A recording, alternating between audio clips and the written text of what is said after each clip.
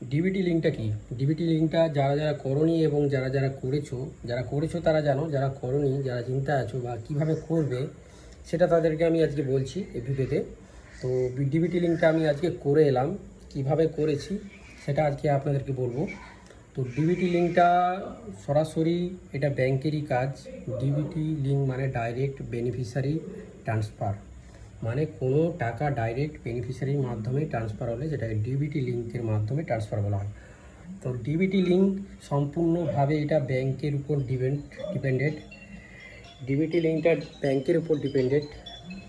তো কী করতে হবে ডিবিটি লিঙ্ক করতে গেলে? যার যেই ব্যাংকের অ্যাকাউন্ট আছে, যেই ব্যাংকে ব্রাঞ্চে, সেই ব্যাংকের ব্রাঞ্চে যেতে হবে। সেই ব্যাংকের ব্রাঞ্চে কী কী নিয়ে যাবেন? প্রথমত আপনি আপনার অরিজিনাল আধার কার্ড নিয়ে যাবেন এবং ডিবিটি লিঙ্কের একটা ফর্ম হয় সেটা নিয়েও যেতে পারেন, বা ব্যাংকেও থাকে, ব্যাংকেও দেয়। যদি আপনি সাইবার ক্যাফে থেকে নিয়ে যেতে পারেন খুব ভালো হয়, ফর্ম ফিল আপ করে নিয়ে যেতে পারেন। না হলে ব্যাংকে গেলেই সেই ফর্মটা দেবে। ফর্মটা দিলে ফর্মটা অ্যাকাউন্ট নাম্বার, ব্রাঞ্চ নাম সব সিগনেচার করার পর তারপর আপনার ফিঙ্গারপ্রিন্ট নেবে। ব্যাংকে যে যারা স্টাফ থাকে তারা দুবার ফিঙ্গারপ্রিন্ট নেবে। ফিঙ্গারপ্রিন্ট নেওয়ার পর আপনার অরিজিনাল আধার কার্ড দেখবে।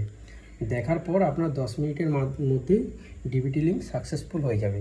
ডিবিটি লিঙ্কের পর আপনার ইমেল অ্যাকাউন্টে মেসেজ যাবে যে সাকসেসফুল হয়ে গেছে। তো এইভাবেই ডিবিটি লিঙ্কটা হবে। তো যারা যারা করোনি তারা করে নাও। যারা গভর্নমেন্টের যে টাকাগুলো আসে সেগুলো সুবিধা পাওয়ার জন্য ডিবিটি লিঙ্কটা করা আবশ্যক। যারা যারা করোনি, যাদের নেই, তারা অবশ্যই করে নাও। ভিডিওটি অবশ্যই শেয়ার করবেন যাতে অন্য কারো হেল্প হয়। থ্যাংক ইউ, দেখা হচ্ছে পরের ভিডিওতে।